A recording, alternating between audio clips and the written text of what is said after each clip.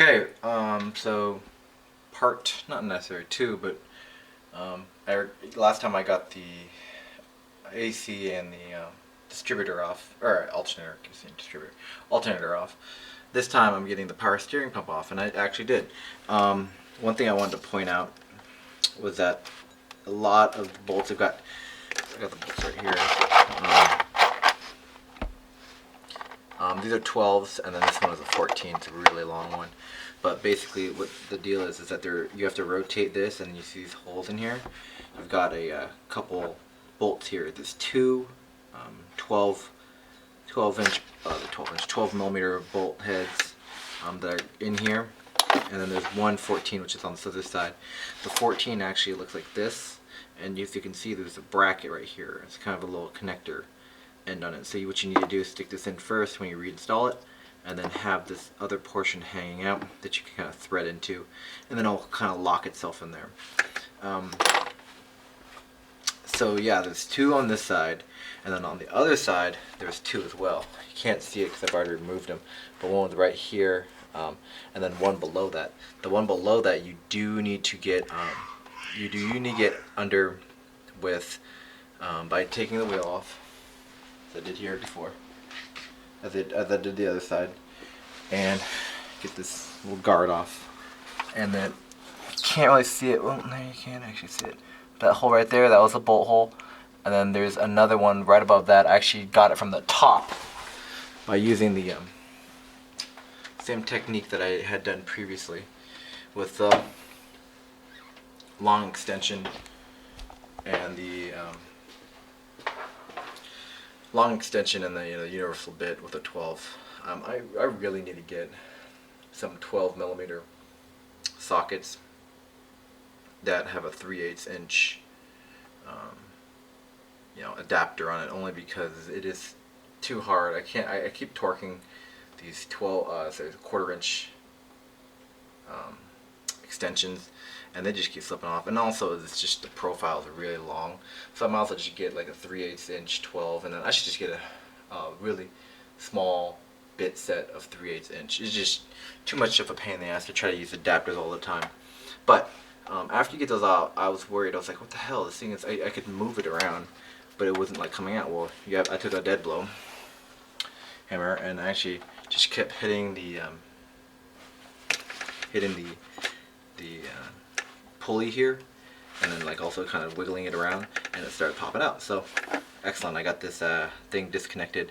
I'm probably gonna fully take it off, only because as I said before, this one you can see there's a bunch of just, not corrosion, but just power steering fluid everywhere, and I think that it needs to either get rebuilt or hoses need to get fixed up, clamped down, or whatever. But it looks like it was like, I guess not bleeding a lot, but just really just leaking fluid everywhere. You can see it still on here. And I read on a bunch of forums that replace these stupid clamps because these are not effective enough. I think I maybe try that first, but I actually might get the rebuild kit as well, because the rebuild kit's like $10. But replace these clamps with regular, not regular, but better, better. Gosh, I can't remember what they're called, but just better clamps that that'll hold this a little bit better than just these two low wires. Oops, these two low wires. I think that probably help out. There's one here. There's obviously gonna be one on the other side, down underneath here.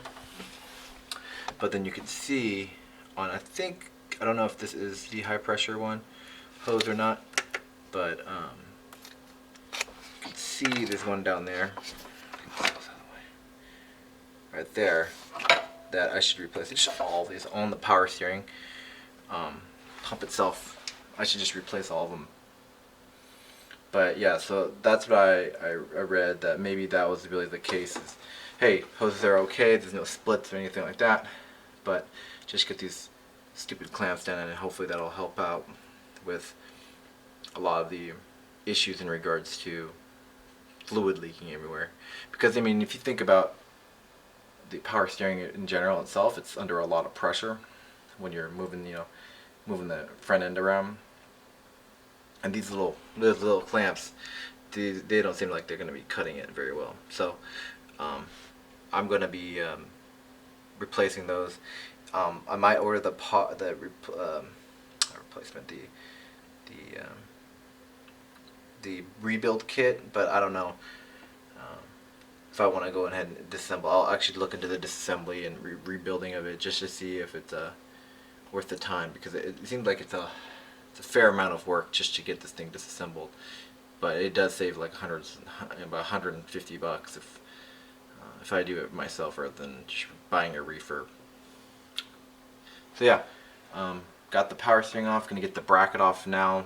I'm gonna go ahead and bag and tag these bolts to make sure that I don't lose them, and get the thing pulled out of the way. So I did actually do the same thing against the AC. I didn't actually remove the AC unit completely out of the hoses. I just used some zip ties and just kind of zip tied it out of the way so that it doesn't fall down. This thing is pretty heavy and pretty hefty, so just making sure that it didn't kind of get super in the way when I'm trying to get at the heads itself.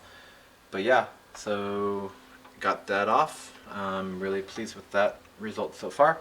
And next step really is getting the bracket off, and then really getting some penetrating oil on the on both of the exhaust manifolds, because those are gonna have to come off too as well.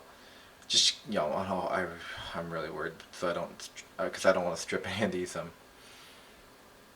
strip any of the bolt heads on there. But yeah, so next is to get the bracket off, and then the exhaust manifolds, and then I gotta do the lower intake manifold, which is kind of just sitting underneath this, sitting in there right there. That's actually, I could do that real quick. I just didn't want to do it just yet. Just get these things off because I was kind of worried about how I was going to get them on and off. But yeah, next is the bracket. All right.